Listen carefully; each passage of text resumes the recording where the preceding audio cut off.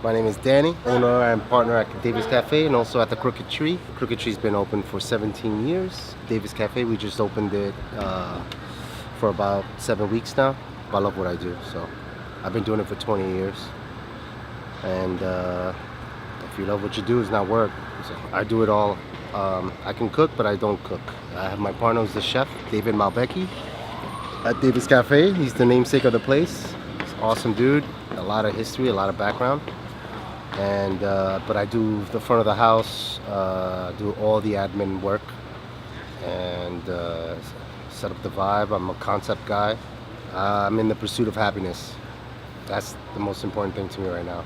I've gone through a lot, and I feel like if you don't learn from your experience, then you're not going far. I feel like I'm awake, conscious. It took me a while to understand that because I was always running, always in the rat race. But now I've gave myself a timeout and just to look at what I have, and I'm grateful for what I have. And I worked hard for it, and but I'm not done yet. I failed in this business once, and I never want to go to that dark place. I tried to open another restaurant in the neighborhood, and I just couldn't do it because I did it alone. At that time too, I also learned that family and friends are very important. Very important. They helped me get out of that dark place when I thought I was going to lose everything. It was just money. It's just money. Money comes, money goes. But at that moment, I thought I was going to lose everything. Money can get you so far. If you're in a dark place, money's nothing. It's nothing. And I allowed money to get me to that dark place. That's not what life is about. I mean, money can get you to where you need, but it's not everything. You gotta be smart. That's where I'm at now. Work smarter, not harder. And keep good people around you. Those who are not good for you, just kindly tell them to leave.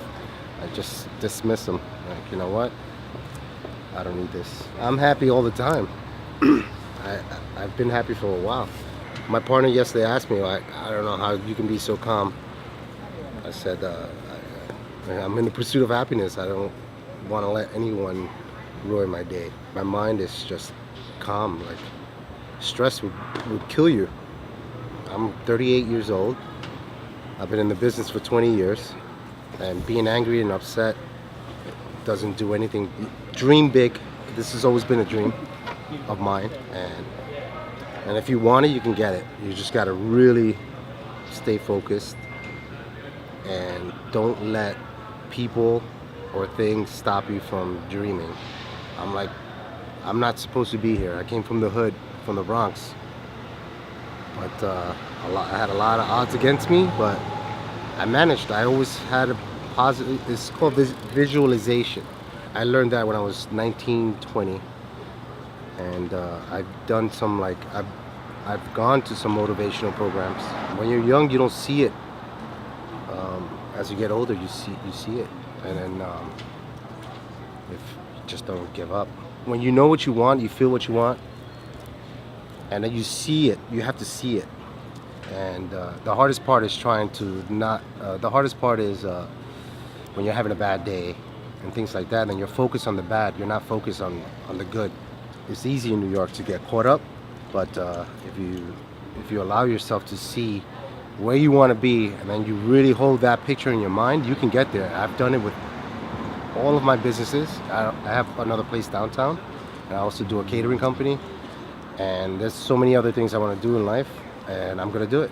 I mean, people will say you can't do it. If people tell you that you can't do it, you can do it. You really just gotta stay focused. Unfortunately, there's a lot of racism, and there's people who do judge a book by its cover. And I still get it to this day, and I just smirk. I mean, maybe when I was younger, I let it bother me, but it doesn't bother me. But it's unfortunate that I do see that, and I see that every day. I can stand in my own restaurant, and a person will walk in and not assume that I'm an owner of the place, so they'll just bypass me when I'm trying to say hello or introduce myself. And then they're like, "Oh, you're the owner." Yeah. And they're like, "Oh, okay. You don't look like one." I'm like, "Doesn't matter." But that's not the hardest thing I've had to overcome. I grew up without a dad. My dad died when I was 10, and I had to be a man at 10. So I've always worked. I've always hustled.